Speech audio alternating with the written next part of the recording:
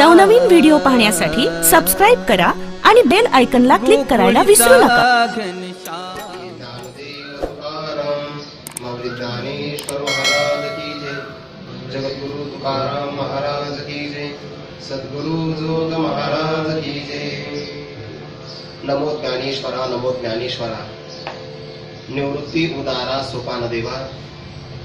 मुक्ताबाई नमो त्रिभुवन पावनी। आद्यत्रय जननी देवांची जयांचे केलिया स्मरण। होय सकळ विद्यांचे अधिकरण। तेचे वंदू श्री चरण श्री गुरूंचे ते नमस्कारोनी आता। कैवल्य साम्राज्य चक्रवर्ती विश्वमौली ज्ञानोबाराय, पैठण निवासी शांतिब्रह्म संत श्री एकनाथ महाराज, वैराग्य रागरसिक जगदवंदे जगद्गुरु श्री संत तुकोबाराय आदी करून या सकल विश्वातील सकल संत महापुरुषांच्या कृपाशीर्वादाने आपण आध्यात्मिक चिंतनाचा विचार म्हणून देवर्षी नारदांच्या भक्तिसूत्राचा विचार करण्याचा एक शुभ संकल्प प्रारंभ केलेला आहे। आणि यातील प्रास्ताविक रूपाने 1-2 दिवसाचा विचार आणि प्रथम सूत्राचा प्रारंभही आपण केलेला आहे। वेदाला प्रमाण मानणाऱ्या आस्तिक परंपरेमध्ये कोणत्याही कार्याला प्रारंभ करत असताना एक मंगलाचरण करण्याचा प्रघात आहे। कार्याला जो प्रतिबंधक असतो त्या प्रतिबंधाची निवृत्ती व्हावी आणि कार्य निर्विघ्नपूर्वक पार पाडावं याकरिता केला जाणारा जो व्यापार त्याला मंगलाचरण असं म्हणतात। आणि मग ब्रह्मदेवाच्या मुखातून सृष्टीच्या प्रारंभाला ओंकारश्चात शब्दश्च द्वावेतो ब्रह्मण पुरा कंठम भित्वा विनय यातो तेन मांगलिका उभो या प्रमाणाचा विचार करून ओंकार आणि अथ शब्द ब्रह्मदेवाच्या कंठातून पहिल्यांदा बाहेर पडले म्हणून अथ शब्द ही मंगलच वाचक आहे आणि ओंकार शब्द ही मंगल वाचक आहे। ज्ञानोबाराय ज्ञानेश्वरीच्या प्रारंभाला ओम नमोजी आद्य असं म्हणतात। या अर्थ ओम शब्दाने ज्ञानोबाराय मंगलाचरण साधतात। आणि नारद महर्षी सुद्धा अथातो भक्तिम व्याख्यास्यामः असं म्हणत असताना अथ शब्दाचा उच्चार करतात। याचा अर्थ तेही मंगलाचरण साधतात। ते अथ शब्दाचे काय काय अर्थ होतात याचाही आपण काल विचार केला। मागील सत्रामध्ये तो विचार झालेला आहे। तत्पूर्वी आपण सूत्राचे लक्षण बघितलं 6 प्रकाराने। अल्पाक्षरम असंदिग्धम सारवत विश्वतो मुखम अस्तोभम अनवद्यम च सूत्रम सूत्रविदो विदुः। ज्याच्यामध्ये अक्षर अल्प असतात पण निसंदिग्धपणा असतो, जणू एखाद्या वस्तूचं सार काढावं तसं जे असतं पण त्याच्यामध्ये सगळ्या विश्वाला गवसणी घालणाराही अर्थ असतो।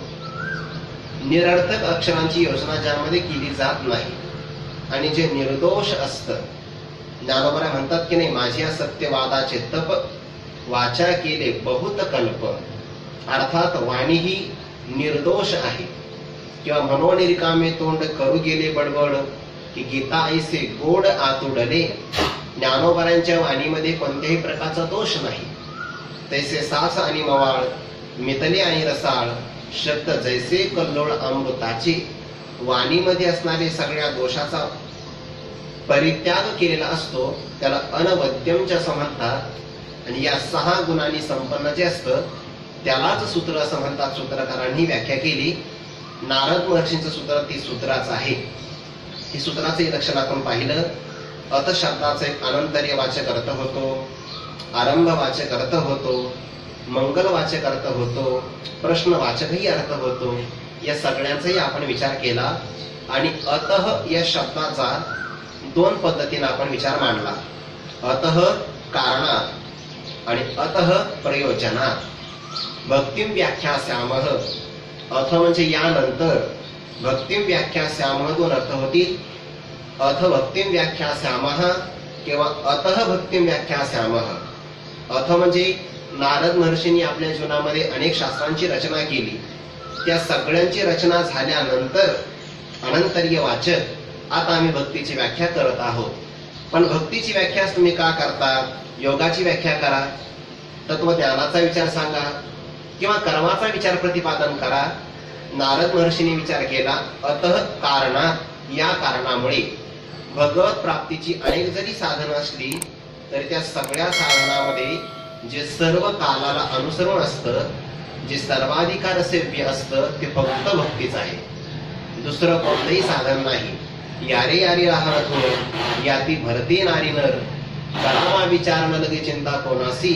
सर्वाधिकार सेव्यता भक्तीच्या ठिकाणी असल्यामुळे अतः कारण, या कारणामुळे आम्ही भक्तीची व्याख्या करत आहोत। आणि प्रयोजन काय आहे? अतः शब्दाचे दोन अर्थ होतात, अथ वेगळं आणि अतः वेगळं बरं का, त आणि तचा अर्थ फरक आहे। अतः कारणात, या कारणामुळे आम्ही भक्तीची व्याख्या करत आहोत। आणि प्रयोजन काय आहे? भक्तीने प्राप्त होणार फल अन्य साधनाने प्राप्त होत नाही आणि सर्वात मोठ्या फलाचा लाभ या भक्तीमध्ये असल्यामुळे याच तर प्रयोजनामुळे आम्ही भक्तीची व्याख्या करतो।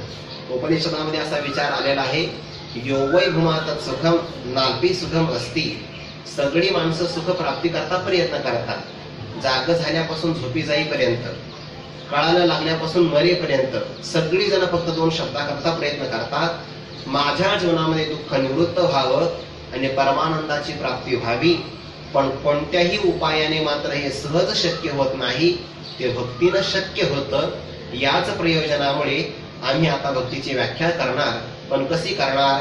व्याख्यास्यामः, व्याख्यानाचे आपण लक्षण बघितलं, पदच्छेद पदार्थोक्ती, विग्रहो वाक्य योजना, आक्षेपस्य समाधानम, व्याख्यानम पंचलक्षणम, हे व्याख्यानाचं 5 प्रकारचं लक्षण आहे।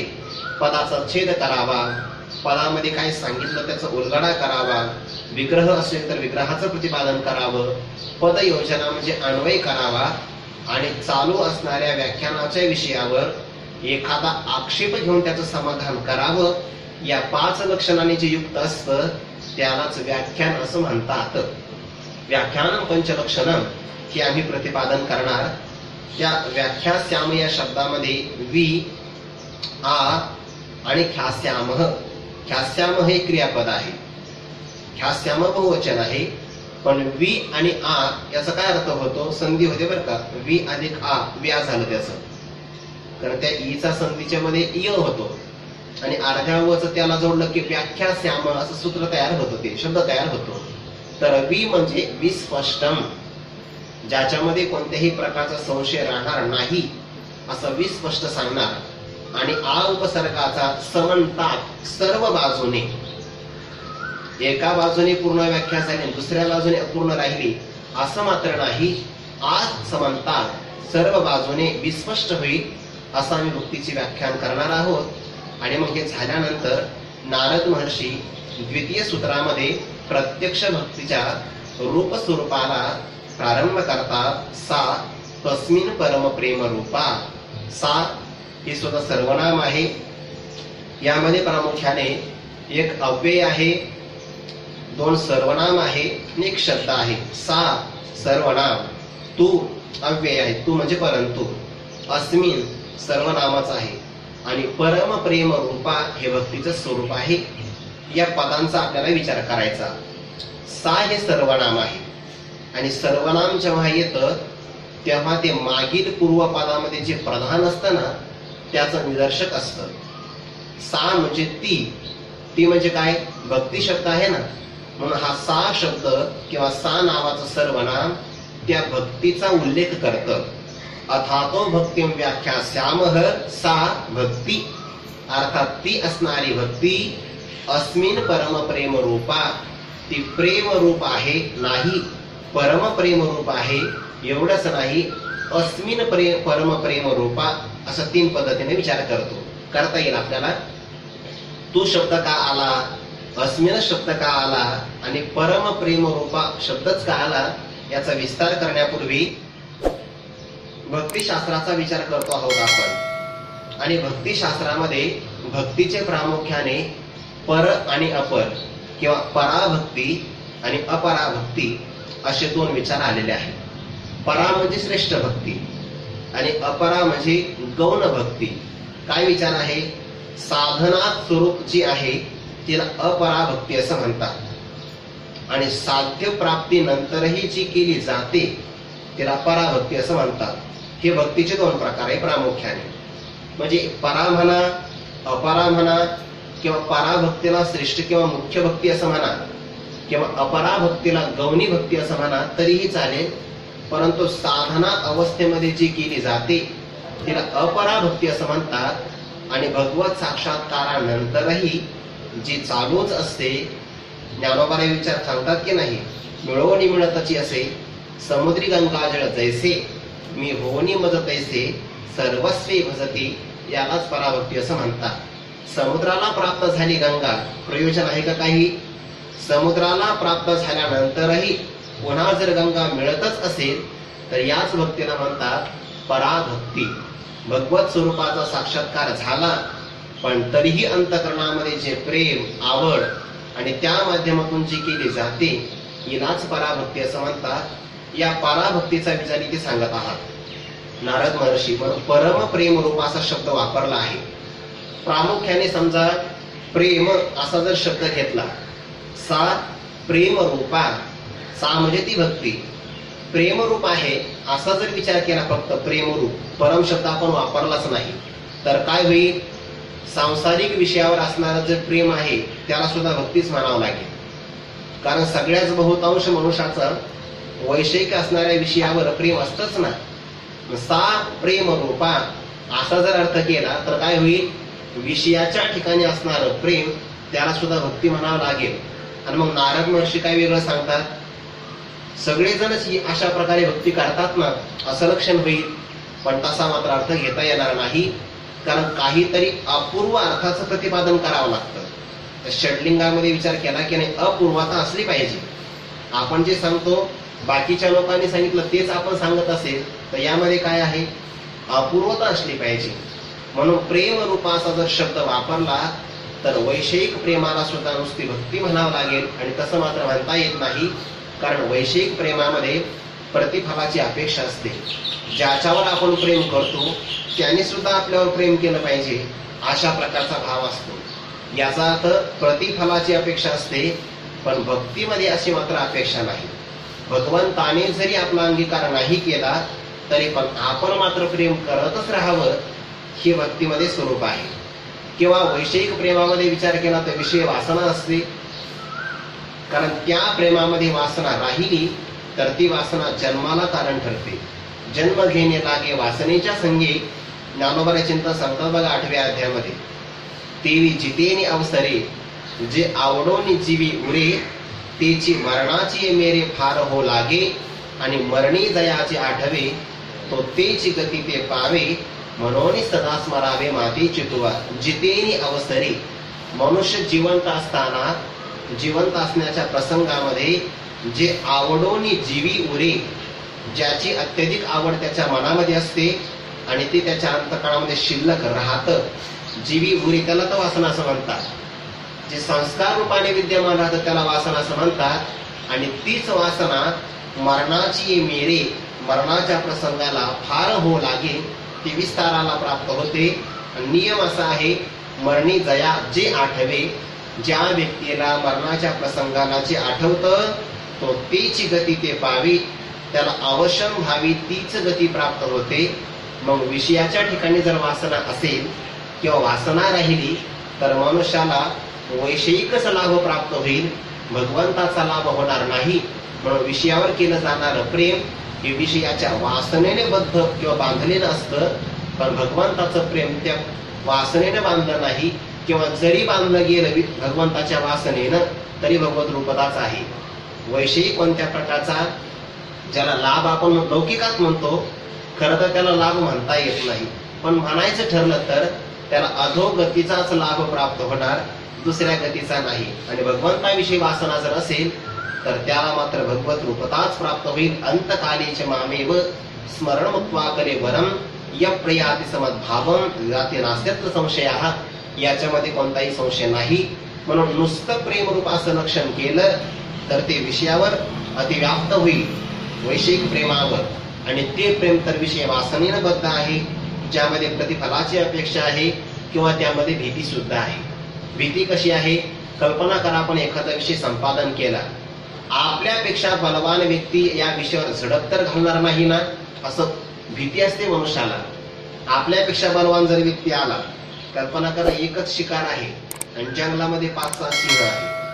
त्यामध्ये जो बलवान असेल तो बाकीच्यांचा पराभव करेल आणि शिकारीला घेऊन जाईल. विषयामध्ये सुद्धा तसंच असतं. ज्या विषयाची आपल्या अंतकरणात वासना असते त्या विषयावर अनेक जणांचा डोळा असतो. जोही विषय आपल्याला आवडला म्हणजे विषयामध्ये भय आहे. आणि परमार्थामध्ये मात्र भगवंताविषयी असणाऱ्या प्रेमात भीती नाही किंवा विषयामध्ये असणाऱ्या प्रेमामध्ये असूया सुद्धा आहे. आणि या प्रेमामध्ये मात्र विषयाची वासना नाही, प्रतिफलाची अपेक्षा नाही, भय नाही, असूया विद्यमान नाही. म्हणून याला परम असं प्रकारचं विशेषण वापरलं आहे. नुसतं प्रेमरूपा, सा प्रेमरूपा असा जर विचार वापरला तर विषयाच्या असणाऱ्या प्रेमावर भक्तीचं लक्षण व्याप्त होईल. आणि नारद महर्षीने मात्र या लक्षणाचा विचार बाजूला सारून परम असा शब्द वापरला किंवा तू शब्द वापरला. परंतु, तो म्हणजे परंतु, आणि परंतु शब्द वापरला तर त्याचा अर्थ असा होईल विषयावर असणारं प्रेम यापेक्षा हे असणारं प्रेम वेगळं आहे हे परंतु शब्दाने दाखवलं. कारण परंतु शब्द हा मागील विषयापेक्षा वैलक्षण दाखवण्याकरता येत असतो. म्हणूनही या ठिकाणी परंतु शब्द वापरून आणि परम शब्द विशेषण वापरून विषयावर असणाऱ्या प्रेमापेक्षा भगवंताच्या ठिकाणी असणारं प्रेम हे मात्र वेगळं आहे आणि त्या प्रेमाला भक्ती असं म्हणतात. अशा प्रकारचे लक्षणाचा आपण विचार करतो आहोत. काही ठिकाणी असं दिसतं आहे की शिशुपाल असेल, पौंड्रक असेल किंवा आणखीन काही असतील, यांनी मात्र भगवंताचं प्रेम नाही केलं आणि त्यांनाही भगवत रूपता प्राप्त झाली. तर मग नारद महर्षीने जर प्रेम रूपा असा शब्द वापरला, परम प्रेम रूपा, तर परम प्रेम रूपा शब्द वापरून भक्तीने भगवंताची प्राप्ती होते आणि भगवंताचा द्वेष करून सुद्धा भगवंताची प्राप्ती होत असेल तर नारद महर्षींच्या लक्षणांना काय अर्थ राहील? कारण जर फक्त प्रेमालाच भक्ती असं म्हणलं जात असेल, परमप्रेम शब्द घ्या बरं का, परमप्रेमालाच भक्ती असं म्हटलं जात असेल आणि द्वेषाने सुद्धा भगवंताची प्राप्ती होत असेल तर साध्य तर एकच मिळत आहे ना. मग तुम्ही काय वेगळी व्याख्या करणार आहात? तर खरं असं आहे, द्वेषामधून भगवंताची प्राप्ती होते हे जरी खरं असलं तरी पण द्वेषाला मात्र भक्ती म्हटलं जात नाही. कारण भगवंताने स्पष्ट 16व्या अध्यायामध्ये असा विचार सांगितला, जे माझा द्वेष करतात त्यांना माझी प्राप्ती होत नाही. भगवंताने तिथे एक विचार सांगितलाय बघा, या मृत्यू लोकामध्ये माझी काही राहण्याची ठिकाणं आहे. सती आणि सत्पुरुष, दानशीळ याज्ञिक, तपस्वी अलौकिक संन्यासी जे का भक्त हन महात्मे, जवळपास 8 महात्म्यांचा विचार केलाय. भगवान परमात्मा कुठे राहतात? सती आणि सत्पुरुष, दानशीळ याज्ञिक, तपस्वी अलौकिक संन्यासी जे का भक्त हन महात्मे, ये माझी निजाची धामे, निर्वाळली गोम धर्मे श्रौतादिकी. भगवंताचं स्पष्ट वचन आहे. पातिव्रत धर्माचं परिपालन करणारी पतिव्रता माऊली असेल, पहिला क्रमांक आहे बघा, पतीची या मता आणि अनुसरोनी पतिव्रता अनायासी आत्महिता भेटीची ते. अर्थात जी सती पती पातिव्रत धर्माचं परिपालन करते तिथे भगवान परमात्मा विद्यमान असतो, भगवंताचं राहण्याचं पहिलं ठिकाण. त्यानंतर सत्पुरुष, सत शब्द आहे परमात्मा वाचक आणि या परमात्मा स्वरूपाला ज्यांनी विषय केलं, प्राप्ती करून घेतली, त्यांनाच सत्पुरुष असं म्हटलं जातं. बाकीचे असत्पुरुष आहे मग सांसारिक पदाची प्राप्ती करून घेणारे. सत आहे परमात्मा, सत्यत्वम त्रिकालवाद्यत्वम, तिन्ही काळामध्ये ज्याचा वाद होत नाही त्याला सत्य असं म्हणतात. आणि या सत्पुरुष परमात्म्याची ज्यांनी प्राप्ती केली ते सत्पुरुष. दुसरं लक्षण आहे, दुसरं ठिकाण सती आणि सत्पुरुष. दानशीळ, शीळ म्हणजे स्वभाव, दान करणं हे ज्यांचा स्वभाव आहे. पण कोणतं दान करायचं? देशे कालेच पात्रेच तद्दानं सात्विकं स्मृतं, दातव्यमिति यद्दानं दीयते उपकारिणी. देशे कालेच पात्रेच तद्दानं सात्विकं स्मृतं. दान दिलं पाहिजे हे आपलं कर्तव्य आहे. परोपकाराची अपेक्षा करायची नाही. योग्य देश काळ आणि पात्र बघून जे दान दिलं जातं याला सात्विक दान असं म्हणतात. किंवा ज्ञानोबाला चिंतन करतात बघा, दानाचं 16व्या अध्यायामध्ये चिंतन आहे. फळ पुष्प छाया मुळी पत्रीही धनंजया, वाटेचा न चुकी आली या वृक्ष जायचा, अर्जुना तयानाव जानदान, जे मोक्ष निधानाचे अंजन, अगदी मनोनी धनधान्यवरी विद्यमान्या आले अवसरी श्रांताची मनोहारी उपयोगा जाणे तया नाम जानदान. आपल्या मनापासून धनधान्यापर्यंत आपल्याकडे जे जे विद्यमान असतील पदार्थ त्यांच्या माध्यमातून श्रमलेल्या व्यक्तीच्या मनाचा असणारा तापहरण करणं या कृतीला दान असं म्हणतात. आणि मग अशा प्रसंगाला वैरी जरी आला, वैरी झाली आहे अर्थात ते न वंचने जे का त्यालाच दान असं म्हणतात. असा दान करणारा व्यक्ती जिथे तिथे परमात्म्याचं वास्तव्य. याज्ञिक आहे किंवा स्वधर्माला यज्ञ असं म्हणतात.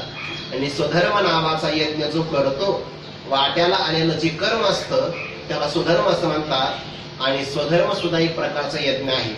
स्वधर्म जो बापा तोचे नित्य यज्ञ जानपा मनोनी वर्तता तेथ पापा संचार नाही. असा याज्ञिक तिथेही देवाचं वास्तव्य आहे. किंवा तपस्वी अलौकिक संन्यासी जे तप करतात, मग कायिक तप आहे, वाचिक तप, मानसिक तप असेल, अलौकिक प्रकारचं तप करतात, असे जे कोणी तपस्वी असतील तिथेही भगवंताचं वास्तव्य.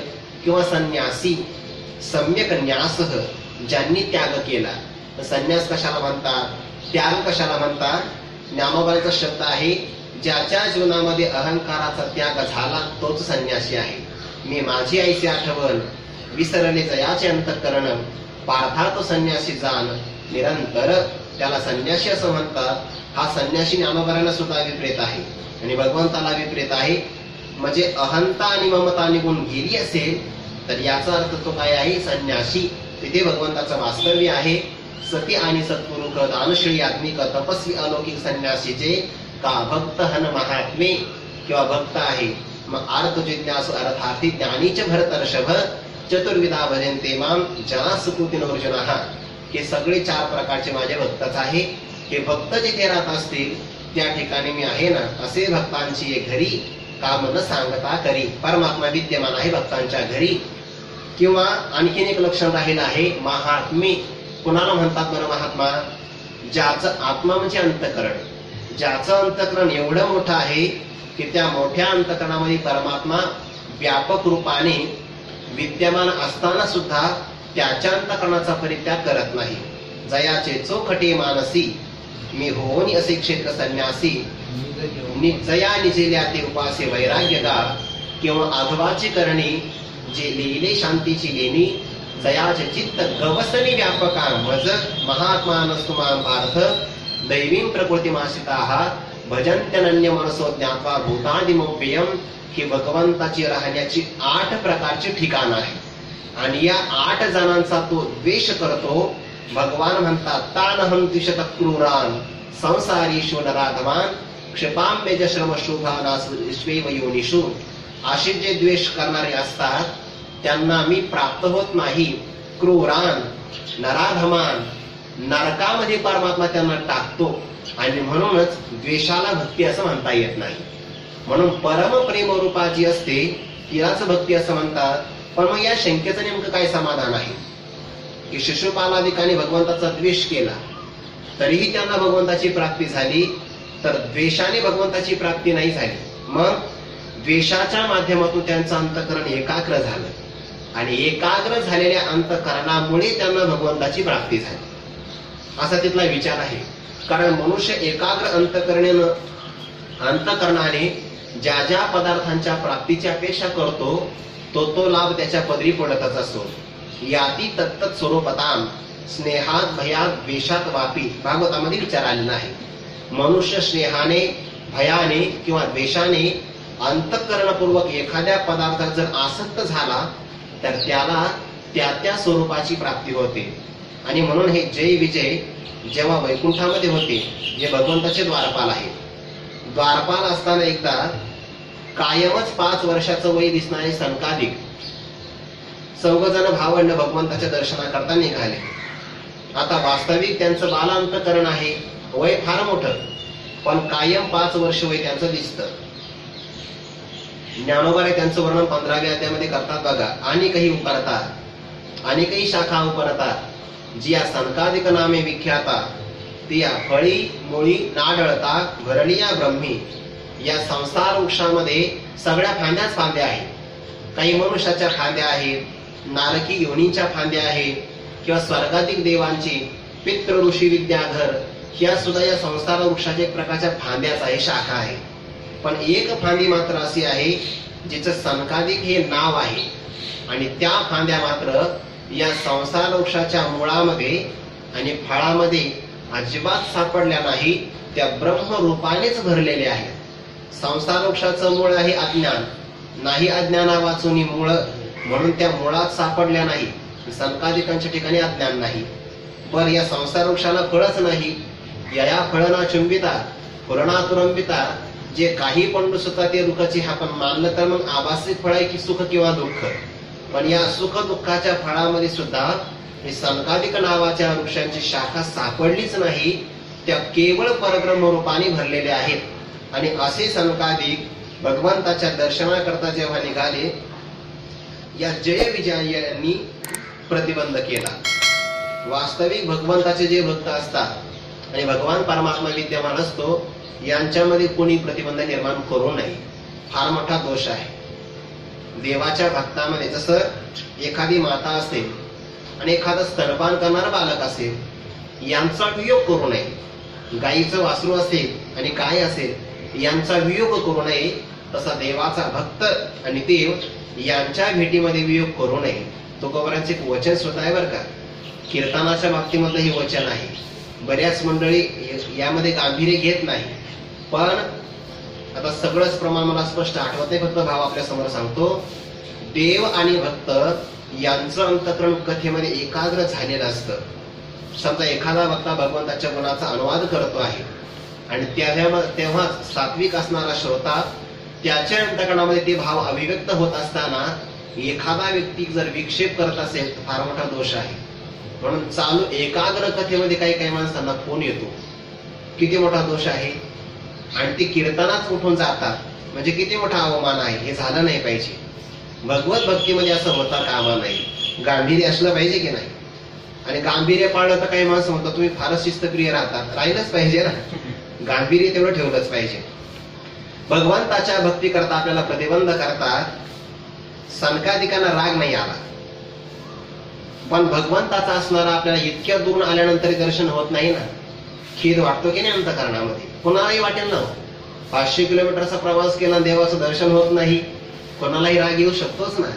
आणि भगवंताचा आपल्याला आता वियोग सहन होणार. सनकादिकांनी विचार केला हे भगवंताचंही लीला आहे. त्यांच्या मनामध्ये एक क्रोध जागवणं, वास्तविक अंतःकरण शुद्धच आहे, पण ही भगवंताची लीला. सनकादिकांनी विचार सांगितला, भगवंताच्या दर्शनापासून भगवंताच्या भक्ताला तुम्ही दूर सारतात, याचा अर्थ तुम्ही उन्मत्त झालेले आहात. तुम्हाला पदाचा अभिमान आहे. जो परमात्मा भक्त वत्सल आहे त्याचं वात्सल्य तुम्हाला कळत नाही, की तुम्हाला कळत नाही, आणि म्हणून तुम्ही वैकुंठात राहण्याचे योग्य नाही. जरी तुमच्या पूर्व पुण्याईने तुम्हाला सेवा मिळाली, द्वारपाल या द्वाराचं रक्षण करणं, पण त्या पदामुळे तुम्ही उन्मत्त झाले, आणि उन्मत्त झालेल्या मनुष्याला पदावर राहण्याचा अधिकार नाही. चला मृत्यू लोकामध्ये शाप दिला. 7 जन्मापर्यंत तुम्हाला भगवंताचा वियोग सहन करावा लागेल. आता भगवंताचा वियोग म्हटल्यानंतर रडायला प्रारंभ केला. भगवान परमात्मा प्रगट झाले. काही उपशाप द्या म्हणे. आता पुढचं ऐका. त्यांनी सांगितलं भगवंताची जर तुम्ही प्रेम भक्ती करत असाल तर 7 जन्मापर्यंत तुम्हाला भगवंतापासून दूर राहावं लागेल. आणि भगवंताचा जर द्वेष केला तर तुम्हाला 3च जन्मामध्ये भगवंताची प्राप्ती होईल. आता पुढचं ऐका. त्यांनी सांगितलंय बघा, प्रेम करून 7 जन्मातलं अंतर, ऐका, प्रेम करून 7 जन्मातलं अंतर जर द्वेषाने 3च जन्मामध्ये पूर्ण होत असेल तर चांगलं आहे ना. कारण कमीत कमी आम्हाला 4 जन्माचं वजाबाकी केल्याचं फल प्राप्त होईल आणि लवकरात लवकर आम्हाला भगवंताचं सानिध्य भोगायला मिळेल. म्हणून त्यांनी द्वेष स्वीकारला. दिसायला द्वेष आहे, असायला प्रेमच आहे. जो वियोग आम्हाला सहन करता येत नाही त्यापेक्षा द्वेष केलेला चांगला ना देवाचा. आणि म्हणून त्यांनी 3 जन्मापर्यंत भगवंताचा द्वेष केला. त्या द्वेषाने त्यांचं अंतःकरण एकाग्र झालं. त्याचा एक आणखीन काही मोठा अर्थ करता येईल. जय विजयाने द्वेष करून सुद्धा भगवंताची प्राप्ती होत असेल तर प्रेम केल्यानंतर काय बरोबर होणार नाही? अर्थातच होईल. म्हणून प्रेमाला भक्ती असं म्हणतात. द्वेषाला भक्ती म्हणत नाही, पण त्या द्वेषाच्या पाठीमागं प्रेम होतं. म्हणून आपल्याला अर्थ असा करता येईल, प्रेमालाच भक्ती असं म्हणतात. द्वेषाला भक्ती म्हणता येत नाही, परंतु हे झालं भक्तीचं स्वरूप, जे प्रेम स्वरूप आहे. पण प्रेमाचा नेमका काय अर्थ होतो तर बघा, आपलं अंतःकरण आहे आणि हे अंतःकरण कसं आहे, या अंतःकरणाला आपण जसा आकार देऊ तसा त्याला आकार प्राप्त होतो. उदाहरण देतो म्हणजे लक्षात येईल. कल्पना करा, पावसाचं पाणी आहे आणि ते पाणी एखाद्या सरोवरामध्ये साठलं. आता त्या पाण्याला कसा आकार प्राप्त झाला, सरोवराचा. सरोवरामधलं पाणी एखाद्या पाटामध्ये आलं, त्याला पाटाचा आकार प्राप्त झाला. तेच असणारं पाणी एखाद्या छोट्या पाटामध्ये आलं, तसा त्याला आकार प्राप्त होतो. आणि झाडाच्या बुडाशी जर गेलं तर त्याला झाडाच्या त्या आयाचा आकार प्राप्त होतो. जसं पाण्याला माळीये जेवते नेले, तेवते निवांतचे गेले, तया पाणी ऐसे केले हो आभेगा. ज्ञानोबाने उदाहरण देतात. त्या माळ्याने पाण्याला ज्या ठिकाणी घेऊन जाण्याचा प्रयत्न केला त्या ठिकाणी ते जातं आणि तसाच त्याला आकार प्राप्त होतो. आपलं अंतःकरण सुद्धा तसंच आहे. भगवंताच्या संबंधाने जर आपण चिंतन ऐकलं तर आपलं अंतःकरण द्रवीभूत होतं आणि मग नेत्र अश्रूंची या धारा, कोठे रोमांच शरीरात, ते या पंढरी सगळे, खळा पाझर रोकडे. अंतःकरणाच्या ठिकाणी जी द्रव अवस्था प्राप्त होते, द्रव अवस्था ही कोणत्याही अंतःकरणाला नाही प्राप्त होत.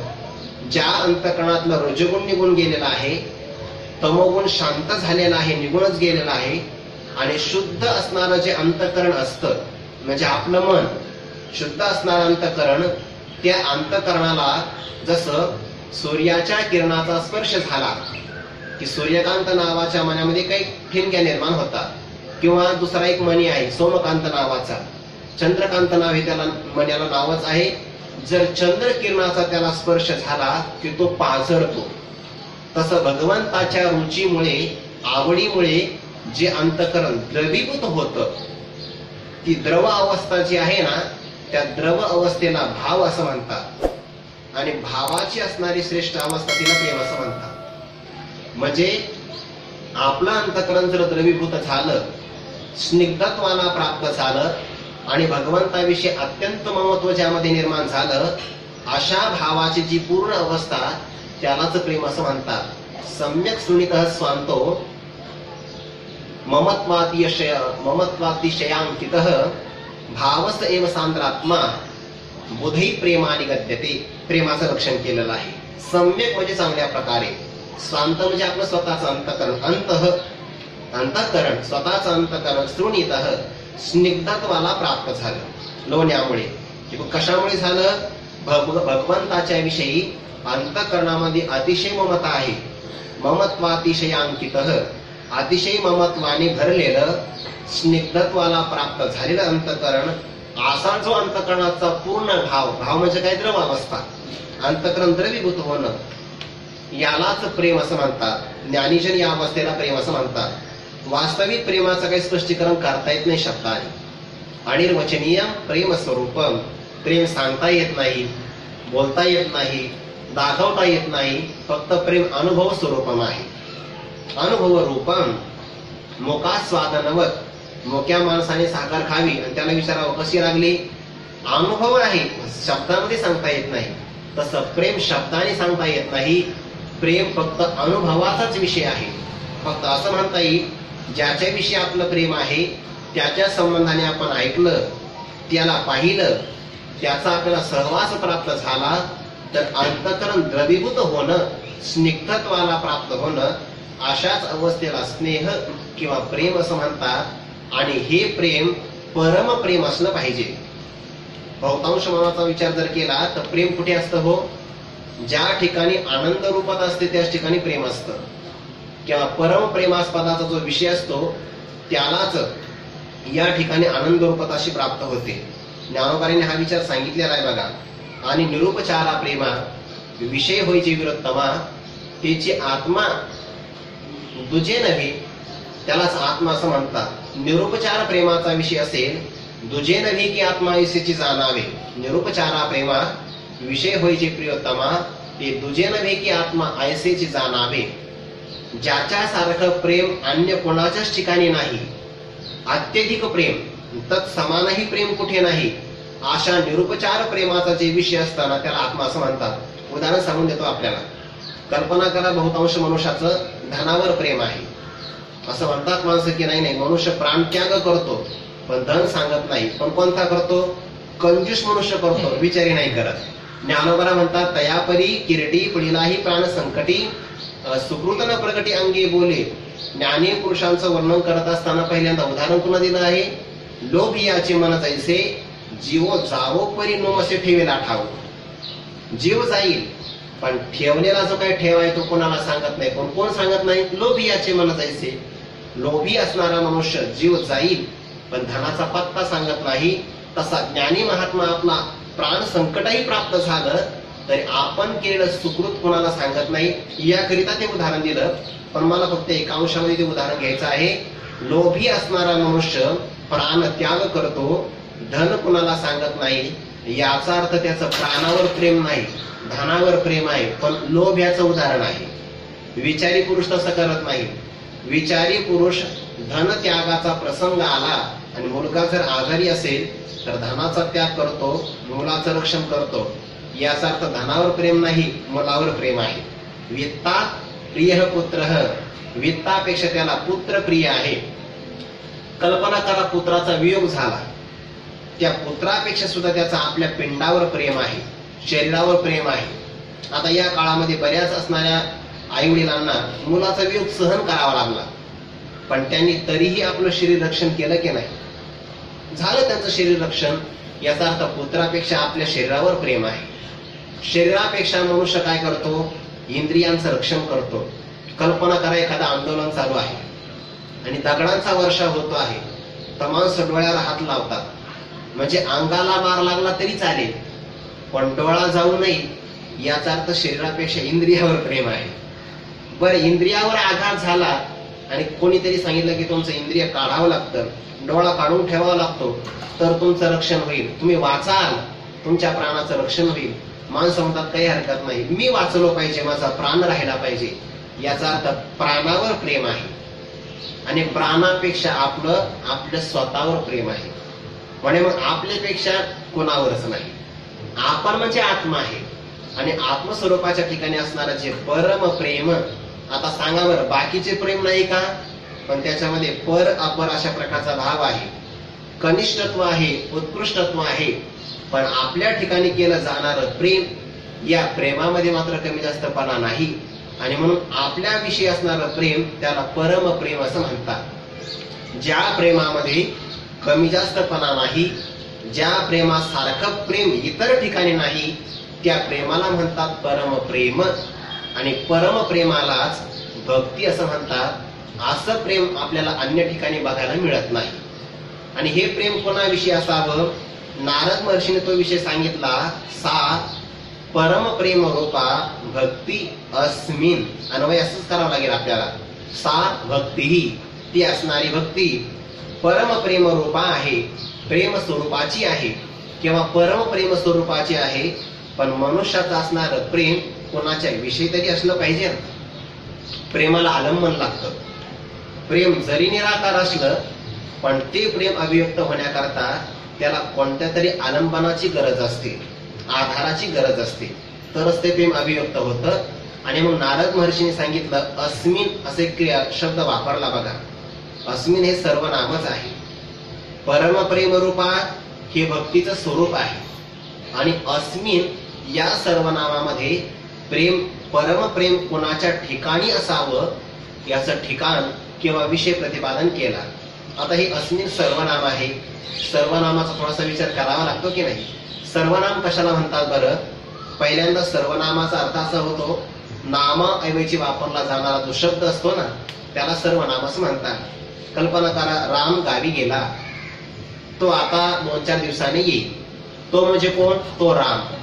पण दुसऱ्या वाक्यामध्ये आपण राम शब्द नाही वापरला आणि पहिल्या वाक्यामध्ये राम शब्द वापरला. राम गावी गेला, वाक्य पूर्ण झालं आणि तो आता 2-4 दिवसांनी परत येईल. म्हणजे तो शब्द रामाचाच वाचक आहे आणि रामाच्या ऐवजीच वापरलेला आहे. पण रामाचं असणारं सगळं काम तो या शब्दावर भागवलं जातं. म्हणून नाम आहे राम आणि रामाच्या नावावर जो वापरला त्याला म्हणतात सर्वनाम. नामाऐवजी वापरला जाणारा जो शब्द असतो त्याला सर्वनाम असं म्हणतात. आणि जे सर्वनाम असतं ना ते सर्वांचं वाचक असतं, सर्व लोकांचं वाचक, कुणालाही वापरलं जातं ते, म्हणून त्याला सर्वनाम असं म्हणतात. सर्वांच्या ठिकाणी चालतं ते. सर्वनाम हे सर्वांच्या करता वापरलं जातं. त्याच्यामध्ये प्रकार होतील, स्त्रीलिंग, पुल्लिंग, नपुंसकलिंग असे प्रकार होतील, पण सर्वांच्या करता जे वापरलं जातं त्याला सर्वनाम असं म्हणतात. आणि जे दार्शनिक चिंतन करणारे असतात ना ते परब्रह्म हे परतत्व रूपाने निश्चित करून त्याकरता तत् अशा प्रकारचं सर्वनाम वापरतात.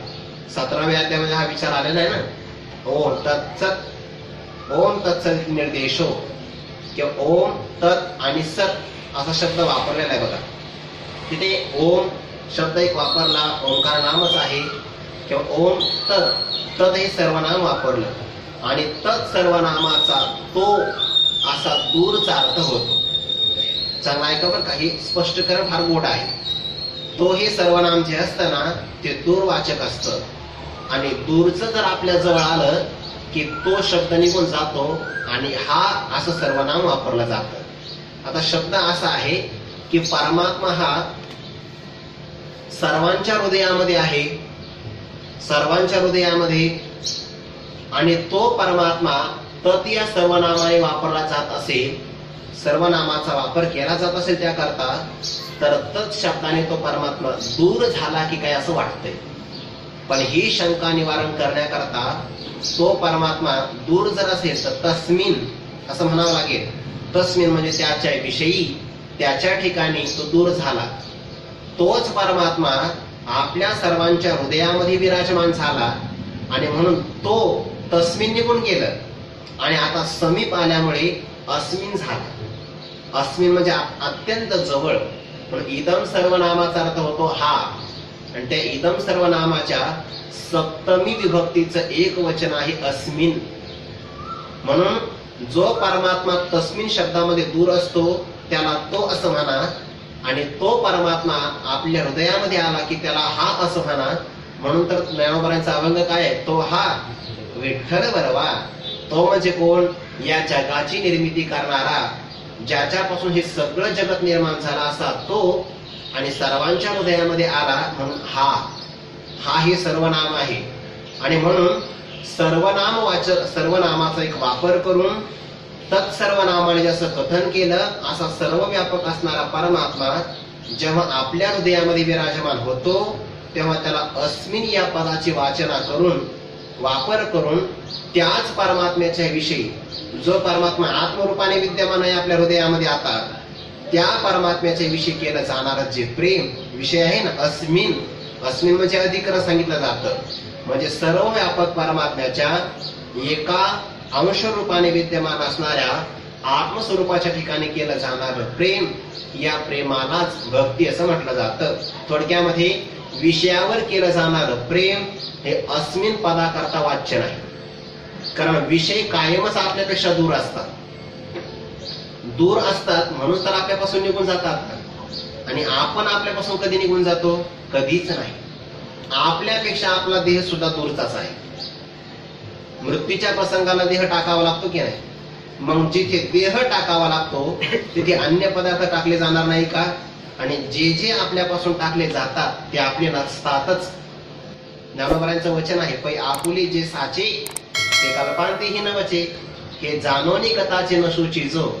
जे खरं आपलं असतं ते कल्पांत झाला तरी निघून जात नाही, आणि जे आपलं नसतं त्याला कल्पांताची वाट पाहावी लागत नाही, ते कधीही निघून जाऊ शकतं. म्हणून आपण आपल्यापासून कधीच निघून जाऊ शकत नाही, कारण आत्मा हे आपलं स्वरूपच आहे. आणि अशा आत्मस्वरूपावर केलं जाणारं जे प्रेम असतं या प्रेमालाच भक्ती असं म्हणतात. म्हणून तर नारद महर्षींनी शब्द वापरला, सा तस्मिन परम प्रेम रूपा, ती असणारी भक्ती. परंतु शब्द वापरला, परंतु अस्मिन, अस्मिन म्हणजे काय, आत्मस्वरूपावर केलं जाणारं जे प्रेम असतं या प्रेमालाच, परम प्रेमाला भक्ती असं म्हणतात. मग माणसं असं म्हणतील की आपला आपल्यावर प्रेम आहेच ना, सर्वांचं आहे पण भ्रमात्मक आहे. जेव्हा आपण आपल्यावर प्रेम शब्द वापरतो ना तेव्हा बऱ्याचदा आपलं आपल्या देहावरच प्रेम असतं, आपल्या इंद्रियावर प्रेम असतं. आणि जर आपला आपल्या आत्म्यावर प्रेम असेल सामान्य रूपाने प्रेम असतं. सामान्य प्रेम काही कामाचं नाही. विशेष रूपाचं प्रेम महत्वाचं असतं. जर आपलं आपल्या आत्मस्वरूपावर खरं प्रेम असेल ना, तर त्या प्रेम स्वरूपाची अभिव्यक्ती झाल्यानंतर मनुष्याचे विषयावर प्रेमच राहणार नाही. आणि विषयावरही प्रेम आहे आणि आपल्यावरही प्रेम आहे, तर आपल्यावर आपलं असणारं प्रेम सामान्य रूपाने आपल्याला ज्ञात आहे, विशेष रूपाने मात्र ज्ञात नाही. विशेष जर प्रगट झालं तर आपलं आपल्यावर विशेषच प्रेम राहील, सामान्य प्रेम राहणार नाही आणि विषयावर कोणत्या प्रकारची आसक्ती राहणार नाही. म्हणून नारद महर्षींनी या भक्तीचं स्वरूप सांगितलं ती परम प्रेम रूप आहे. अंतःकरणाचा स्निग्ध स्वरूप असणारा जो भाव त्याला प्रेम असं म्हणतात आणि ते प्रेम अत्यंत श्रेष्ठ आहे, म्हणजे वैषयिक प्रेमापेक्षा वेगळं आहे, म्हणून त्याला परम शब्द वापरला. असं श्रेष्ठ असणारं अंतःकरणाचा स्निग्धत्वाचा भाव परमात्मविषयक असेल तर त्याच भावाला भक्ती असं म्हणतात. असं भक्तीच्या लक्षणांचा विचार झाला. आणखीन काही विचार असेल त्याचा आपण विचार उद्या करूया. झालेलं चिंतन विश्वमाऊली ज्ञानोपाराय सकल गुरुजनांच्या आपल्या सर्वांच्या चरणी समर्पण करून चिंतनाला पूर्णविराम. कुंडली गबरदारी विठ्ठल श्री ज्ञानदेव.